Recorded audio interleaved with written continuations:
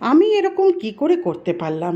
আমার ভেবেও অবাক লাগছে। এই নোংরা গ্লাস, জার, বোল এগুলো যে দেখতে পাচ্ছ, আজ 15 দিন ধরে এগুলোতে হাতই দিইনি। যেই কাজটা আমি সপ্তাহে 2 বা 3 দিনের গ্যাপে করে থাকি।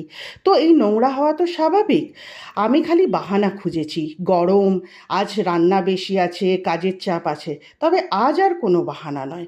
আজ ব্রেকফাস্টের পরে সরাসরি এগুলোকে প্রথমে পরিষ্কার করব, তারপরে অন্য কোনো কাজ।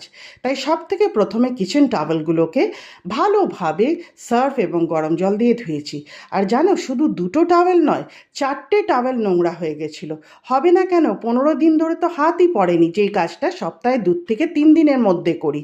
তো এখন সব টাওয়েলগুলোকে ভালোভাবে পরিষ্কার করে নিয়েছি। তারপরে এই গ্লাস জারগুলোকেও ভালোভাবে ঘষে মেজে ধুয়ে নিচ্ছি। এগুলো বড়ই শখের জিনিস। এই যে ব্যাম্বু শ্যুটটা দেখছো, আমার লাস্ট বার্থডেতে হাজব্যান্ড আমাকে গিফট করেছিল। তো এগুলোকে মেনটেন করাও তো আমারই দায়িত্বে পড়ে, তাই না? এই তারপরে সংসারের কিছু জিনিস অনলাইন অর্ডার করেছিলাম, সেগুলোকেও গুটিয়ে রাখছি। কারণ জায়গার জিনিস যদি জায়গায় থাকে, যে কেউ ইজিলি খুঁজে পাবে।